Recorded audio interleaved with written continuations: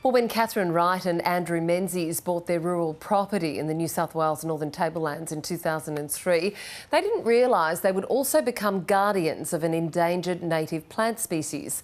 Spring Camp, located south of Armidale, is one of the few areas in Australia where the Grevillea beadleana grows in the wild.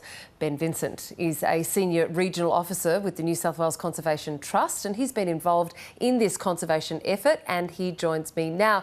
Ben, good evening.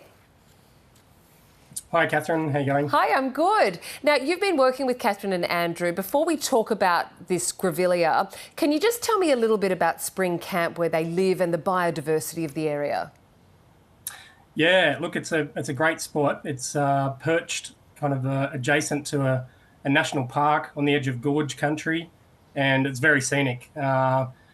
Sits amongst grassy woodland, and look, they get the best of both worlds. They get a little bit of tableland influence, and the coast is not too far away as the crow flies. Really rich in biodiversity too, right? I mean, they've been caring for the land for over 2 decades, and you've worked in partnership with them. How have you together fostered conservation in the area? Yeah, look, it is rich in biodiversity. Gorge rims are known to be biodiversity hotspots. I have to admit that this journey for Catherine and Andrew started well before my time. They entered into a conservation agreement with the Biodiversity Conservation Trust. That's the government agency I work for that invests in private land conservation. And I guess they saw the value and the need to preserve such a rare and threatened plant population because, you know, they feel like they're stewards of their land, and they wanted to do their best on their watch. Now, we're seeing pictures now of this beautiful flower, the Beadle's Grevillea, which has a different scientific name that I think I botched in the intro, so you can tell us what that actually is. Tell me about this flower and why it's so special and unique.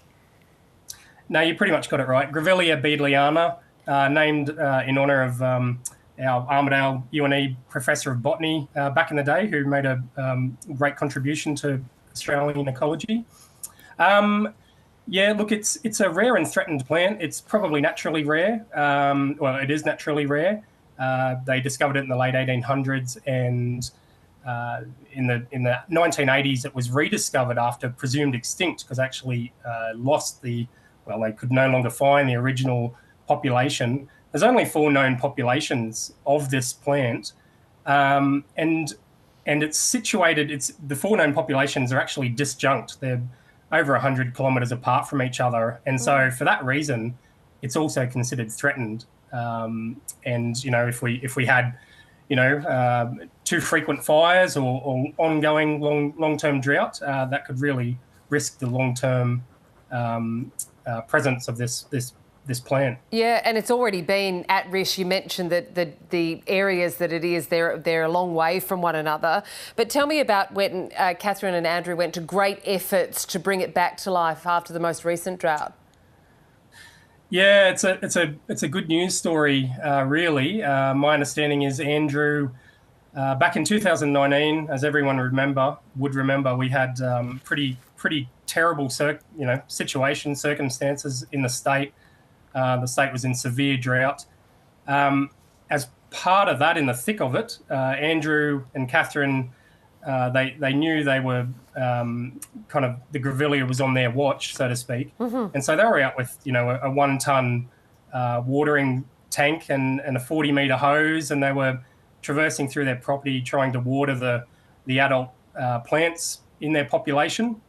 And it probably made a difference, or it could have been in vain, but the short story is that the drought we had actually stimulated a germination event. And so while you had the adult plants dying off, the seeds in the seed bank were stimulated, the dormancy broken by drought, and the following years, the La Nina years that we had, have actually supported the growth of the seedlings, and we're now having the most prolific flowering event that Andrew and Catherine have seen.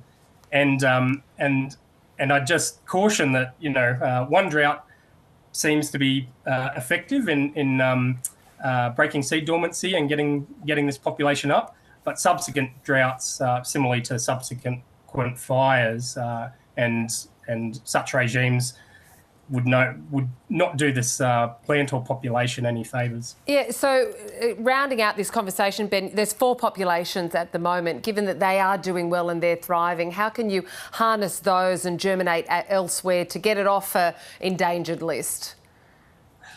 Yeah, look, I can't speak for the other 3 populations, I'm sorry, only for Andrew and Catherine's. Look, you know, groups like the Royal Botanic Gardens have been collecting seed for some time. There's ongoing monitoring studies through Saving Our Species program. It's on a conservation agreement area. It's in good hands with Andrew and Catherine.